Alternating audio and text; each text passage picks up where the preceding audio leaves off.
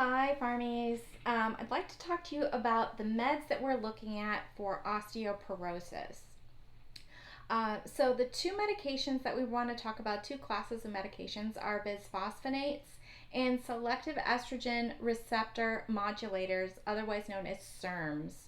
So our bisphosphonate, try and think of what it is before I flip it. Alendronate, otherwise known as Fosamax. And our SERM is raloxifene. All right, so the way that I want to kind of talk about these medications is to kind of compare and contrast them since we're using them for the same things.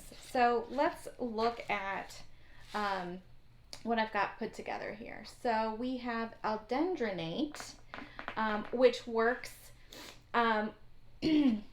alendronate, which prevents bone reabsorption by inhibiting osteoclasts. So this is right here, we'll call this our osteoclast. All right, so here's our osteoclast, and we're going to inhibit him. So we'll say we're inhibiting osteoclasts, and that prevents bone reabsorption because these are the guys that break down. Remember, osteoblasts build, osteoclasts chaos. They break things down. Okay, so the next medication is raloxifene. So how does raloxifene work? Well, raloxifene works by binding to estrogen receptors. So these are the little estrogen receptors, and raloxifene is going to bind there instead. So we'll put raloxifene on instead of the estrogen receptor, or instead of the estrogen, and then it blocks the binding of estrogen. And so by doing so, it can also help to prevent breast cancer. So in addition to osteoporosis, so both of these are drugs for osteoporosis, but it can also work to prevent breast cancer or reduce the risk. We'll say reduce risk of breast cancer, because it works by estrogen. So this one's kind of all pink. When you think of raloxifene, kind of think of pink. Oh, I should have written that in pink, shouldn't I? Well, let's do this. Pink. All right, raloxifene. Think about it having to do with estrogen, blocking the binding of estrogen, and reducing risk. So along with that, let's continue with raloxifene for a second.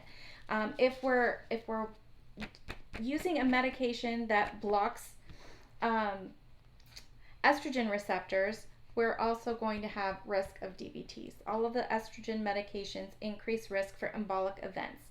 So I showed you a picture of a DVT here, but we might also worry about a PE or a stroke.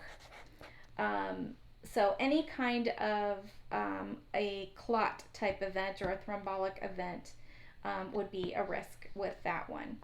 All right, let's go back to alendronate. So we are going to block the osteoclasts, and our patient is going to have to sit up after taking this medication because of esophagitis.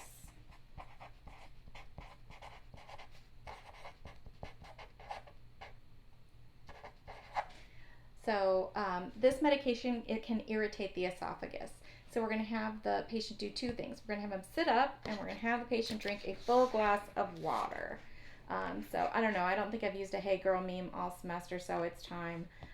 Here's your patient education. Patient education. Hey girl, drink some more water. We want our patients to drink a full glass of water with this medication. They should take it on an empty stomach in the morning with at least 8 ounces of water. And then finally, we'll bring these two back together again here at the bottom. Things that we want our patients to do in order to prevent the progression of osteoporosis is we want them to increase their intake of calcium and vitamin D. We might also encourage them to do weight-bearing exercises. Those are supposed to be barbells. And then we're going to also monitor for bone density. So they'll get bone scans, and that's to see if our medication has had a therapeutic effect. All right, so there you go, aldendronate and raloxifene. I'll give you one last look at the cards. Aldendronate is a biphosphonate and raloxifene is a SERM.